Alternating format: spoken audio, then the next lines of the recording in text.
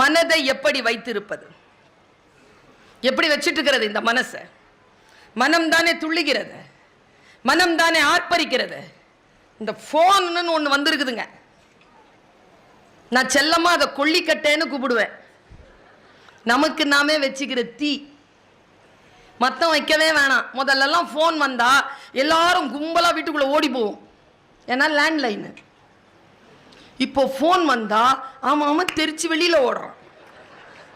Tower இல்லை, திருட்டுத்தனம் sir, வெளில ஓடுறான். நான் இது பல நேரங்களில் சொல்லியிருக்கிறேன். இங்க இளைஞர்கள் நிறைய பேர் வந்திருக்கிறீங்க. எப்பா நான் ஒன்று சொல்றேன், உங்க மேல மட்டும் குற்றம் இல்லை. 10லேருந்து 20, 20லேருந்து 25 மட்டும் இப்படி இல்லை, 30 அப்படிதான் இருக்குது, 35 அப்படிதான் இருக்குது, 40 அப்படிதான் இருக்குது, 45 அப்படிதான் இருக்குது, 50 அப்படிதான் இருக்குது, 55 அப்படிதான் இருக்குது, 60 அப்படிதான் இருக்குது, 65 அப்படிதான் இருக்கு. ஒன்று கீழே விழுந்து கிடக்குது, ஆக்சிடென்ட். நான் நேரா போய் அந்த பிள்ளையை எடுத்து ULV மாதிரி கிடக்குது ரோட்ல, அதோடைய பேக் இருக்குது, காலேஜ் படிக்கிற பொண்ணு இப்படியே கிடக்குறா, மூச்சு வாங்குது. ஃபோனை கொடுன, ஃபோன் கொடு, ஹூங்குது. உனக்கு என்ன ஃபோன் கொடுத்தா என்ன? அவளை மீறி அந்த பேக்கை திறந்து ஃபோனை எடுத்தோம் பாருங்க, வலியை விட அதிர்ச்சிங்க கண்ணில். அப்பாவை கூப்பிடணும், அம்மாவை கூப்பிடணும், தர பாஸ்வேர்டு போட்டு வச்சிருக்கிறாங்களே. எப்பா இந்த சூனியக்காரங்க இந்த ஒரு சக்கரம் போட்டு வச்சிருப்பாங்க தெரியுமா கண்மணினா?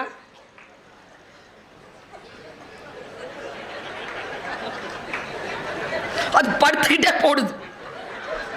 போட்டுட்டு அவங்க அப்பா அது ஆன் பண்ணி கொடுத்துட்டு அது பேச்சு ஆரம்பிச்ச உடனே அந்த போனை லாக் பண்ணிருச்சிங்க. அது மறுபடியும் நான் ஆன் பண்ணக்கூடாதுன்னு. இவ்வளோ கள்ளத்தனங்க. சில பேர் போனை காணாம போச்சுன்னா பர்ஸு காணாம போடுறதை விட அதிகமாக தேடுறாங்க. குழந்தை காணோம் என்று காவல் நிலையத்தில் புகார் கொடுக்க வந்த பெண்ணின் இடது கையில் பத்திரமாக இருந்தது கைபேசி. அதை விட முக்கியமா இருக்குது அது. இன்னைக்கு பல குடும்பங்கள் இல்லாம போனதுக்கு காரணமே அதான். நான் இப்படி சொல்றேன் பாருங்க, இனிமேல் நீங்க ஜாதகம்லாம் கொடுக்காதீங்க. கல்யாணம் பொண்ணுக்கும் கல்யாணம் பையனுக்கும் நடுவில் ஜாதகம்லாம் பரிமாறிக்காதீங்க. இவன் போனை அவகிட்ட ஒரு 3 நாள் கொடுங்க, அவன் போனை இந்த பொண்ணு கிட்ட ஒரு 3 நாள் கொடுங்க, விளங்கிரும், கல்யாணம் நடந்துரும். நம் வாழ்க்கையில் நமக்கு அவசியமில்லாத பல விஷயங்களை இதோ அந்த செல்போன் மூலமாக நமக்கு வந்து சேர்ந்து கொண்டிருக்கக்கூடிய அந்த சாத்தான்களை எதிர்க்க வேண்டும் என்றால் நல்ல நூல்களின் பக்கம் நம்முடைய கவனம் திரும்ப வேண்டும்.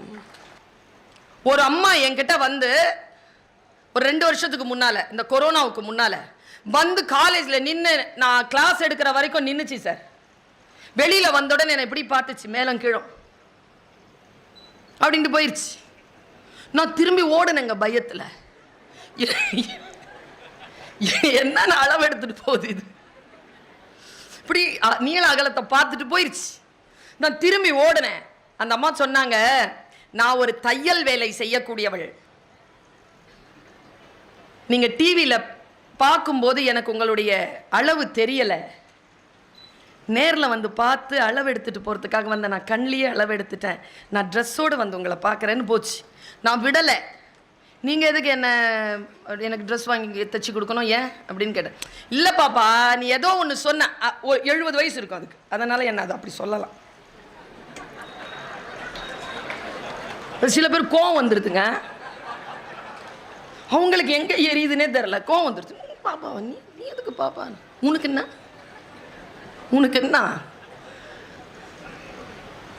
வந்துட்டு அவங்ககிட்ட கேட்டேன், என்ன எதுக்காக வந்தீங்க அளவெடுக்கிறதுக்கு? 2 வருஷத்துக்கு முன்னால நீ பேசினது கேட்டேன். சரி, 3 பொம்பளை பிள்ளைங்க, சரி, புருஷன் இல்லை, சரி, வீடை 3 பேருக்கும் எழுதி கொடுத்துட்டு ஏதாவது பிள்ளை பார்த்துக்கோன்னு பார்த்தா 3 எப்போ சாம வீடு விற்கலான்ட்டே இருந்துச்சுங்க. அப்போதான் உன் பேச்சை கேட்டேன். இப்போ வீடு என் கையில் இருக்குது, ஃபர்ஸ்ட் ஃப்ளோரில் வந்து டெய்லரிங் கோர்ஸ் போட்டிருக்கிறேன், நானும் வந்து ஒரு பிஸ்னஸ் நடத்திட்டு இருக்கிறேன், நல்லா இருக்கிறேன், இதை சொல்லிட்டு போகிறதுக்காக தான் வந்தேன். உனக்கு ஏதாவது நன்றி சொல்லணும்ல, அதனால் நான் உனக்கு வருவேன். சரி, அப்படி என்ன பேசினேன்னு உங்களுக்கு பிடிச்சிருச்சின்னு கேட்டேன். அது தெரியணும்ல, அப்படி தெரிஞ்சாதானே நமக்கு ஒரு உத்வேகம் இருக்கும். அது வாட்ஸ்அப் ஸ்டேட்டஸ்லாம் நிறைய வச்சிருக்கிறீங்க நீங்கள். நான் அப்படி சொல்கிறத அதை கேட்டு ஒரு அம்மாவுடைய வாழ்க்கை மாறி இருக்குது. என்ன தெரியுமா, எல்லாரும் ஒரு நாள் சாவோம், சாவை தவிர்க்க முடியாது, எப்போ சாவோன்னு தெரியாது, அதான் த்ரில்லு. அதை வச்சு தான் எல்ஐசியை தொடங்குச்சு. அது வேற. நான் சொல்றேன், எல்லாருக்கும் சாவு வரும், ஆனா நாம செத்து போகணும்னு அலைஞ்சிட்டு இருக்கான் பாரு, அவன் முன்னால மட்டும் செத்துறாதன்னு. இதுதான் அந்த அம்மாவை பாதிச்சிருச்சு. அது நேரா போய் சீனியர் சிட்டிசனா அது இருக்கிறதுனால கோர்ட்ல போட்டு ஏற்கனவே எழுதின உயிரை ரத்து பண்ணி கரெக்டா அந்த சொத்தை திரும்பி வாங்கிக்கிருச்சு. சொல் மாற்றும். ஆனால் அதை இந்த பக்கம் வாங்கி இந்த பக்கம் போகாம கரெக்டா உள் வாங்கி வச்சுக்கிட்டீங்கன்னா மாறும். ஒரு கிளி இருந்துச்சு. அந்த கிளிக்கு ஒருத்தங்க ஒரு மதம் சார்ந்த ஒரு வீட்டில் அது வளர்ந்துச்சு. எப்போ பார்த்தாலும் ஒரு மந்திரத்தை அதுக்கு சொல்லி கொடுத்துட்டாங்க. அந்த மந்திரத்தை சொல்லி கொடுத்துட்டு அது யார் வந்தாலும் போனாலும் அந்த மந்திரத்தை சொல்லும். சூப்பர் மந்திரம் அது சொல்லும். எல்லாரும் ஐயோ எவ்வளவு தெய்வீகமான வீடு, உள்ளே நுழைகின்ற பொழுதே கிளி கூட மந்திரம் சொல்கிறது. இப்படியே போச்சா 2 வருஷம். திடீர்னு இந்த அம்மா வீட்டில் இல்லாத நேரத்தில், வீட்டில் யாரும் இல்லாத நேரத்தில் ஒரு பூனை வந்துருச்சு. அந்த பூனை வந்து அந்த கிளியினுடைய கூண்டை திறந்து கிளியை பிடிச்சிருச்சு. பிடிச்ச உடனே அந்த பூனை கரெக்டாக கொண்டு போய் வாயை திறந்து அதனுடைய தலையை அமுக்குது. வாய்க்குள்ள தலை போயிடுச்சு. அந்த கிளி என்ன சொல்லுன்னு நினைக்கிறீங்க? மந்திரமா சொல்லும், டைன் டைன்னு கத்துக்கிட்டே செத்து போச்சு. கல்வி என்பது அது அல்ல. மற்றவர்கள் சொல்கிறார்களே அதை திருப்ப சொல்வது அல்ல. எதை வாசிக்கிறீர்களோ அதை தேர்விலே எழுதுகிறீர்களே அது அல்ல கல்வி. அந்த கல்வியினுடைய ஆற்றலை முழுமையாக பெற்றுக்கொள்வதற்கான பயிற்சி தான் இப்பொழுது நீங்கள் எழுத போகின்ற தேர்வு. இதுதான் முழுமையான கல்வி அல்ல. இருக்குடி உங்களுக்கு அடுத்தது 10வது பாஸ் பண்ணா உருப்பற்றலாம்னு சொல்லி தான் படிக்க வைப்பாங்க குழந்தைகளை. 10வது பாஸ் பண்ண உடனே சொல்வாங்க +2ன்னு ஒன்று இருக்குது, அதை மட்டும் கிளியர் பண்ணிட்டேன்னா வாழ்க்கையில் கொடி கட்டி பறக்கலாம் அப்படின்னு நம்பி பாஸ் பண்ணுறாங்க நிறைய பேர். அப்புறம்தான் இருக்குது நீ என்னவாக போறேன்னு கேட்பாங்க. அப்புறமா ஏதாவது ஒன்று படித்து கிடிச்சு ஏதாவது ஒன்று ஆனதுக்கு படித்ததுக்கு அப்புறமா அந்த குழந்தைய கூப்பிட்டு கேளுங்களேன் என்னவாக போறேன்னு. 5ஆம் கிளாஸில் சொல்லிச்சிங்க டாக்டர் ஆக போறேன்னு. 10ஆம் கிளாஸில் சொல்லுது நான் டாக்டர் ஆக மாட்டேன்னு நினைக்கிறேன். +2ல ஏதாவது ஒரு ப்ரொஃபஷனல் கோர்ஸுங்குது. அதுக்கப்புறமா ஒரு 6 மாதம் கழிச்சு ஆர்ட்ஸ் அண்ட் சயின்ஸுங்குது. ஆர்ட்ஸ் அண்ட் சயின்ஸில் படித்து முடிச்சுட்டு commerce, political science, historical studies, botanical science, zoology, advance zoology, psychology, corporate economics எல்லாம் படிக்குதுங்க. படித்து கூப்பிட்டு என்னவாக போகிறேன்னா என்னவாக போகிறேன்னு தெரிலங்குது. இது டைன் தோத்தாதான். வாழ்க்கையில் என்னவாக வேண்டும் என்று முடிவு செய்துவிட்டு வந்துவிட்டால் அதிலிருந்து திரும்பி பார்க்காமல் அதில் ஆழங்கால் படுங்கள். ஆழமாக போங்க. அந்த விஷயம் என்ன என்று பாருங்கள். அதற்கு பெயர்தான் நதி போல ஓடிக்கொண்டிருப்பது. யார் எது சொன்னாலும் நின்று கொண்டிருக்காமல் ஓடிக்கொண்டே இருப்பது. எத்தனை பேர் செய்கிறோம் இதை? நீ வீட்டுக்கு தலைவியா இருக்கிற, காலேஜுக்கு போற, இந்த மாதிரி ஊரா போய் பேசுற, எல்லாருக்கும் இருக்கிற 24 மணி நேரம் தானே உனக்கும். எப்படி அட்ஜஸ்ட் பண்றேன்னு கேட்டார். நான் அரசாங்கத்தில் உதவி பெறுகின்ற ஒரு கல்லூரியில் UGC சேலரி வாங்குற ஒரு ஃபுல் டைம் ப்ரொஃபஸர். காலையில் 8 மணிலேருந்து 2 மணி வரைக்கும் நான் கல்லூரிக்கு போயாகணும். அதுக்கப்புறமா என் வீட்டை கவனித்தாக வேண்டும். அதுக்கப்புறமா தான் நீங்கள் யூடியூப்ல பார்க்குறீங்களா, ஸ்க்ரோல் பண்ணீங்கன்னா Switzerland, Africa, America, Canada, Hong Kong, Bangkok இதுக்கெல்லாம் போய் பேசணும். எப்படி என்றால் சாதனையாளர்களுக்கு மட்டுமல்ல, நம் அனைவருக்குமே 60 நிமிடங்கள் தான் 1 மணி நேரம்.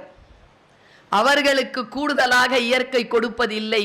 உங்களுக்கு இருக்கக்கூடிய அதே நேரம்தான் எனக்கும் இருக்கிறது. என்ன வித்தியாசம் என்றால் நான் மிக மிக கவனமாக அதை திட்டமிடுகிறேன், மிக கவனமாக அதை திட்டமிடுகிறேன். பல விஷயங்களுக்கு நான் நோ சொல்கிறேன், பல விஷயங்களுக்கு நான் நோ சொல்கிறேன். அதனால் தான் நதி போல ஓடிக்கொண்டிருக்கிறேன். சில செய்திகள் தான். இந்த உலகம் காலையும் பகலும் என்று சுழல்கிறது. 24 மணி நேரத்தில் ஒரு பகல் ஒரு இரவு வந்து விடுகிறது. இந்த சூரியனை பூமி சுற்றி வருகின்ற பொழுது ஓராண்டாகிறது. நம் வயதிலும் ஒரு ஆண்டு கூடுகிறது. எப்பொழுதும் காலத்தை எவன் ஒருவன் கணக்கில் வைத்துக் கொள்வானோ அவன் வாழ்க்கையில் ஜெயிக்கிறான். இந்த உலகத்தில் மிக மிக முக்கியமானது காலத்தை கவனித்துக் கொள்ளுவதுதான். காலம் கடந்து போனால் மீண்டும் வராது என் தோழமைகளே. இதை மட்டும் உறுதியாக நினைத்துக் கொள்ளுங்கள். 7ஆம் நாள் ஏப்ரல் மாதம் 2022 இன்று 5 மணிக்கு வந்து உட்கார்ந்தீர்கள். இப்பொழுது மணி 8. மீண்டும் அதே நேரத்திற்கு 5 மணிக்கு வந்து விடுங்கள், பார்ப்போம். நம்மை கடந்து போய்விட்டது. நாம் மறுபடியும் அங்கே வந்து உட்கார்ந்து விட முடியாது. இதுதான் காலத்திற்கான அற்புதமான வெளிப்பாடு. இந்த இயற்கையிலேயே காலம் கடப்பது போன்ற ஒரு நிகழ்வு இயற்கையில் வேறு எந்த விஷயத்திற்கும் நிகழ்வதில்லை என்பதனை மட்டும் நீங்கள் புரிந்து கொள்ளுங்கள். இதை யார் ஒருவர் கணக்கில் எடுத்துக் கொள்கிறார்களோ அவர்கள் வாழ்க்கையில் வெற்றி பெறுகிறார்கள். எப்படி இந்த உலகத்தை நாம் பார்ப்பது, எப்படி நம் வாழ்க்கையை புரிந்து கொள்வது? நான் எப்பொழுதும் சொல்வது உண்டு, நிறைய பேருக்கு வாழ்க்கைனா என்னன்னு தெரியாது தம்பி. பெரியவங்களுக்கெல்லாம் தெரியுதுன்னு நினைக்கிறீங்களா? வயசாயிடுச்சு நான் தெரிஞ்சிருதுன்னு நினைக்கிறீங்களா? 60 வயசுல இந்த ஒரு ஆள் ஏதோ ஒன்று செஞ்சார். நான் கேட்டேன், ஏன்பா 60 வயசு ஆயிடுச்சு இப்படி நடந்துக்கிறேன்? அந்த ஆளை அடிச்சாம் பாருங்க ஒரு பதில். இந்த வயதில் எப்படி நடந்து கொள்வது என்று எனக்கு தெரியவில்லை. ஏனென்றால் இந்த வயதில் இதற்கு முன் நான் இருந்ததில்லை. புதுசு தானே, எல்லா வயசும் புதுசு தானே. இந்த புரிதல் வந்தால் போதுமானது. வாழ்க்கை முழுக்க வாசிக்கிறோம் தோழமைகளை, வாழ்க்கை முழுக்க நமக்கு கற்றுக் கொடுத்து கொண்டே இருக்கிறார்கள். ஏதோ ஒன்றை பயிற்சி செய்து கொண்டே நாம் இருக்கிறோம். ஆனால் அந்த பயிற்சியினால் நமக்கு நம் வாழ்வின் எல்லை வரைக்குமான ஒரு கற்றல் நிகழ்கிறதா என்றால் நீங்கள் அதை பயிற்றுக் கொள்வதில், நீங்கள் அந்த பயிற்சி பெறுவதில் வெற்றி பெறுகிறீர்கள். பூபாலன் சார் சொன்னார், மேடம் எங்க கூட்டம் சீரியஸா பேசினா கேட்கும் நினைக்கிறீங்க, சிரிச்சு சிரிச்சு பேசினாதான் மேடம் கேட்கும், அதனால கொஞ்சம் ஜோக்கை சேர்த்துக்கோங்கன்னு பூபாலன் சார் சொன்னார். இனிமேல் எந்த பேச்சாளர்கிட்டையும் அப்படி சொல்லாதீங்க. சிரிச்சு சிரிச்சு பேசவில்லை, சிந்திக்க வைத்துக் கொண்டு பேசிக் கொண்டிருக்கிறேன். ஆனால் எல்லோரும் அதை மிக ஆழமாக அவதானித்துக் கொண்டிருக்கிறார்கள். அதனால் நான் சொல்லுகிறேன், நீங்கள் மற்றவர்களுக்கு சொல்லுங்கள். சிரித்து சிரித்து ஆர்ப்பாட்டமாக அலங்காரமாக பேசுகின்றவர்கள் மட்டும் பேச்சாளர்கள் இல்லை. வெறும் சிந்தனையை சொல்லுகின்ற, அதுவும் ஆர்ப்பரித்து என்னை போல் உடல் மொழியோடு பேசுகின்றவர்கள் மட்டும் பேச்சாளர்கள் இல்லை. நாம் என்ன நினைக்கிறோம்? ஆர்ப்பாட்டமாகவும் ஆர்ப்பரித்தும் பேசக்கூடியவர்களுடைய பேச்சை கேட்டு கேட்டு பயிற்சி பெற்ற காரணத்தினால் அமைதியாக ஆர்ப்பாட்டமே இல்லாமல் சைலண்டா சில விஷயங்களை சொல்லிட்டு போவாங்க பெரியவர்கள். அவர்கள் பேச்சு நம் காதுகளில் விழுவதே இல்லை. இன்றிலிருந்து அந்த பயிற்சியை மாற்றிக்கொள்ளுங்கள். ஆர்ப்பாட்டமாக அமைதியாக பேசினாலும் என்ன பேசுகிறார்கள் என்பதனை யார் ஒருவர் கூர்ந்து கவனித்துக் கொண்டிருக்கிறோமோ அவர்கள் கடைசி வரைக்கும் உயிர்ப்பாக இருக்கிறோம். ஏனென்றால் நம்மை கடந்து போகின்ற அந்த ஒற்றை சொல் நம் கவனத்தில் படாமல் இருக்கின்ற பொழுது நம் வாழ்க்கையில் நிகழ்கின்ற மாற்றத்திற்கான காலம் தள்ளி போகிறது. அது தள்ளி போகாமல் இருக்க வேண்டும் என்றால் நம் வாழ்க்கையை நாம் கவனப்படுத்திக் கொள்ள வேண்டும் என்பதற்காக சொல்கிறேன். நீங்கள் கையில வச்சிருக்கக்கூடிய 13 Pro இல்ல உங்களுடைய மரியாதையை உலகத்திற்கு காட்டுவது. ஒரு ஷெகாவுனுடைய புத்தகம், ஒரு சிக்மெண்ட் ஃப்ராய்டனுடைய ஒரு புத்தகம், கையிலே டால்ஸ்டாயினுடைய புத்தகம், பாரதியின் புத்தகம், பாரதிதாசனின் புத்தகத்தை கையில வச்சுக்கிட்டு போங்க. அதில் கிடைக்கக்கூடியதுதான் உண்மையான மரியாதையை தவிர உங்களுடைய போன் மூலமாக மரியாதை உங்களுக்கு வராது. நீங்கள் வாழ்க்கையில் நிச்சயமாக ஜெயிக்க வேண்டும் என்றால் சில பழக்கங்களுக்கு நீங்கள் நோ சொல்லுங்கள். விசுவாசமாக இருங்கள், கொஞ்சம் வைராக்கியமாக இருங்கள். இன்னைக்கு இல்லை, வைராக்கியம் இல்லை. ஏதோ ஒரு சில விஷயங்களுக்காக நம்முடைய வாழ்க்கையை நாம் தவற விடுகின்ற காரணத்தினால் நம்முடைய இதயத்தில் இருந்தும் புத்தியில் இருந்தும் வைராக்கியம் போயிருக்கிறது. வைராக்கியத்துடன் இருக்கிறோமா? இந்த வாழ்க்கை ஒரு முறைதான். நீங்கள் இன்றைக்கு டைரிகளில் எழுதி வைத்துக் கொள்ளுங்கள். வாழ்க்கை ஒருபோதும் உங்களுக்கு உத்தரவாதத்தை தராது, வாய்ப்புகளை மட்டும்தான் தரும். கிடைக்கின்ற வாய்ப்பை அடுத்த கட்டத்திற்கு, இப்ப நான் இப்ப பேசுறேன், இது உத்தரவாதமா? என்னுடைய பேச்சிற்கான வாழ்க்கை மிக பிரகாசமாக இருக்கும் என்பதற்கான உத்தரவாதமா இந்த மேடை? கிடையாது. என் வாழ்க்கையை பிரகாசமாக்கிக் கொள்வதற்கான வாய்ப்பு தான் இந்த மேடையே தவிர ஒருபோதும் இந்த மேடை உத்தரவாதமாக இருக்க முடியாது.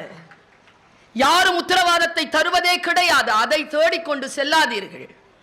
நான் காலேஜ்ல ப்ரொஃபஸரா இருக்கிறேன். நான் தான் அட்மிஷன் பிஆர்ஓ. எங்க காலேஜ்க்கு பக்கத்துல ஒரு ஸ்கூல். ஃபர்ஸ்ட் ஸ்டாண்டர்டுக்கு அட்மிஷன் போட வர்றாரு ஒரு அப்பா. நான் சொன்னேன், ஸ்கூல் அங்க இருக்குதுங்கன்னு. இல்லை, சரி நான் போகிறேன், இருந்தாலும் ஒன்று விசாரிக்கலான்னு. நல்ல ஸ்கூலா? எங்கள் ஸ்கூலு என்கிட்டயே கேட்குறேன். நல்ல ஸ்கூலுங்க. எத்தனாவது சேர்க்க போகிறேன்? First standard. நீட் தேர்வுக்கு ட்ரைனிங் இருக்குதா? எதுக்கு? ஃபஸ்ட் ஸ்டாண்டர்டுக்கு நீட் தேர்வுக்கு ட்ரைனிங் கொடுப்பாங்களா அந்த ஸ்கூலில்? நான் அப்படியே சொன்னேங்க, சீரியஸாகவே சொன்னேன். ஃபஸ்ட் ஸ்டாண்டர்ட் படிக்கும்போதே நீட் தேர்வுக்கு ட்ரைனிங் கொடுத்தா அவங்க பாப்பா லூஸ் ஆகிடும், பரவாயில்லையா? எங்கே போய் கொண்டு இருக்கிறோம்? எல்லோரும் மரம் ஏற முடியுமா? மீன் மரம் ஏற முடியுமா? கரடி, பாம்பு, சிலர் பருந்து, எல்லாத்தையும் மரம் ஏற சொல்றீங்க. எல்லோரும் டாக்டர் ஆயிரணும், எல்லோரும் இன்ஜினியர் ஆயிரணும், எல்லாரும் வக்கீல் ஆயிரணும். அப்புறம் லியோனி ஆகிறது எப்படி? ஒன்றும் இல்லைங்க. நான் பக்கத்தில் உட்காந்தேன், அங்கே உட்காந்தேன். இப்போவும் அதே காலேஜில் வேலை செஞ்சுட்டு இருக்கிறீங்கன்னா அண்ணன் வந்துச்சு கோவம். நான் ஒவ்வொரு மாதத்துக்கும் காலேஜை மாற்றிட்டு இருப்பாங்க. நான் கேட்டேன், ஏன் நான் கிண்டல் பண்ணுறேன்னா? எப்பா நான் 10வது படித்தவன் சாமி, நான் இப்படி தான் சாமி கேட்பேன்னா. எப்பா 10வது படித்தவரா இப்படி எழுதுற? ஏன் தெரியுமா? படித்ததை ஒழுங்காக படித்தா என்ன வேணாலும் ஆகலாம், எப்படி வேணாலும் ஆகலாம். என்ன படிக்கிறோங்கிறது இருக்குது, எப்படி படிக்கிறோங்கிறது இருக்குது. 10வது படித்த ஆளினுடைய படைப்பு பல்கலைக்கழகங்களில் பாடமாக இருக்கிறது என்றால் எப்படி உலகத்தை பார்க்கிறார் என்பதற்கு புத்தக கண்காட்சி உங்களுக்கு கொண்டு வந்து நிறுத்தி இருக்கக்கூடிய சாட்சி கண்மணி. அவர் பேசுறது கேட்கறதுக்கெல்லாம் வரலீங்க. அவர் பேசுறதை விட ரொம்ப அழகா எழுதுவர். அவர் தன்னுடைய வாழ்க்கையில் பல சாதனைகளை செய்து கொண்டிருக்கிறார். அவர் இங்க நின்னதே எனர்ஜி தான். நம்ம எல்லாருக்குமே அவரை கொண்டு வந்து காட்டினார்கள். இந்த பப்பாசி குடும்பத்தினரும் இந்த புத்தக கண்காட்சியை அமைத்தவர்களும் இப்படித்தான் இருக்க வேண்டும் என்பதனை காட்டுகிறார்கள். சாதாரணமான ஒரு ஜியோகிராபி டீச்சர், பட்டிமண்டபங்களில் பேசிக் கொண்டிருந்தவர் இன்றைக்கு தமிழ்நாடு அரசு தமிழ்நாட்டின் பாட நூல் பிரிவிற்கு தலைவராக போட்டு பல்வேறு விதமான எழுச்சிகளையும் ஏற்றங்களையும் அவரிடத்தில் கனவாக வைத்திருக்கிறோமே. அப்படி வாங்க விஷயங்களை. நான் தமிழ் படிச்சேங்க, தமிழ் தான், தமிழ் லிட்ரேச்சர் தான். தமிழில் படிப்பது வேறு, தமிழ் படிப்பது வேறு, சரியா? ஆனா நான் தமிழிலும் படித்தேன், தமிழும் படித்தேன். ஆங்கிலம் சரளமாக பேசுவேன், நான் ஹிந்தி சரளமா பேசுவேன், எழுதுவேன், வாசிப்பேன். உருது சரளமா பேசுவேன், எழுதுவேன், வாசிப்பேன். அரபி சரளமாக எழுதுவேன், வாசிப்பேன். இவ்வளவு மொழிகளையும் நான் சயின்ஸ் ஸ்டூடெண்ட், தேர்ந்தெடுத்து போய் தமிழ் படித்தேன். படிக்கின்ற படிப்பு அல்ல. என் காலேஜில் எம்காம் படிச்சு பிஹெச்டி படிச்சுட்டு எம்எஸ்சி மேத்தமெட்டிக்ஸ் படிச்சு மேத்தமெட்டிக்ஸில் பிஹெச்டி படித்தவங்களுக்கும் அதே சம்பளம் தான். தமிழ் படித்து பிஹெச்டி பண்ணிட்டு வந்துட்டு இருக்கக்கூடிய எனக்கும் அதே சம்பளம் தான். என்ன படிக்கிறோங்கிறது இல்லை, அதை எப்படி படிக்கிறோங்கிறது.